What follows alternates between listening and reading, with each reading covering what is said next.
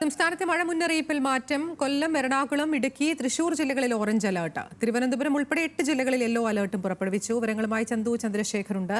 ചന്തു, എങ്ങനെയാണ് പുതുക്കിയ മഴ മുന്നറിയിപ്പ്? ഒരിടവേളയ്ക്ക് ശേഷം സംസ്ഥാനത്ത് വീണ്ടും മഴ കനക്കുകയാണ്. രാവിലെ 3 ജില്ലകളിൽ ഓറഞ്ച് അലർട്ട് ആയിരുന്നു. ഇപ്പോൾ 4 ജില്ലകളിലേക്കായി മാറിയിട്ടുണ്ട്. കൊല്ലം, എറണാകുളം, ഇടുക്കി, തൃശൂർ ജില്ലകളിലാണ് ശക്തമായ മഴ മുന്നറിയിപ്പുള്ളത്. ഓറഞ്ച് അലർട്ടിന്റെ പരിധിയിൽ വരുന്ന ജില്ലകളാണിവ. ഒപ്പം 8 ജില്ലകളിൽ യെല്ലോ അലർട്ട് കൂടി പ്രഖ്യാപിച്ചിട്ടുണ്ട്. ചന്തു തുടരുന്നുണ്ട്. ചന്തു, എങ്ങനെയാണ് പുതുക്കിയ മുന്നറിയിപ്പ്? മുന്നറിയിപ്പുകളിൽ മാറ്റം വന്നിട്ടുണ്ട്. നേരത്തെ തിരുവനന്തപുരം ജില്ലയിൽ യെല്ലോ അലർട്ട് പ്രഖ്യാപിച്ചിട്ടുണ്ടായിരുന്നില്ല. മാത്രമല്ല, നേരത്തെ 3 ജില്ലകളിലായിരുന്നു ഓറഞ്ച് അലർട്ട് പ്രഖ്യാപിച്ചിരുന്നത്.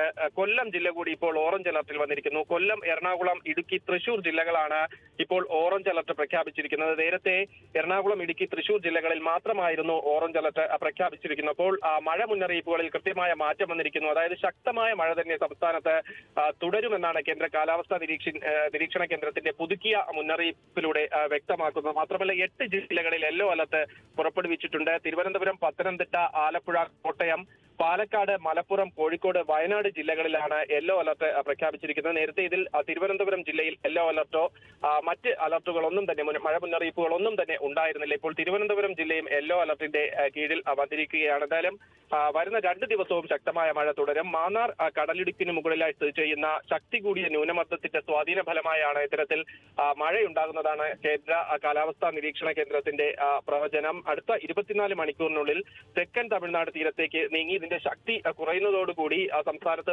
മഴയുടെ ശക്തിയും കുറയുമെന്നും കേന്ദ്ര കാലാവസ്ഥാ നിരീക്ഷണ കേന്ദ്രം ഇപ്പോൾ പ്രവചിക്കുന്നുണ്ട്. ശനിയാഴ്ച വരെ മത്സ്യത്തൊഴിലാളികൾ കടലിൽ പോകരുതെന്ന ഒരു നിർദ്ദേശം നൽകിയിട്ടുണ്ട്.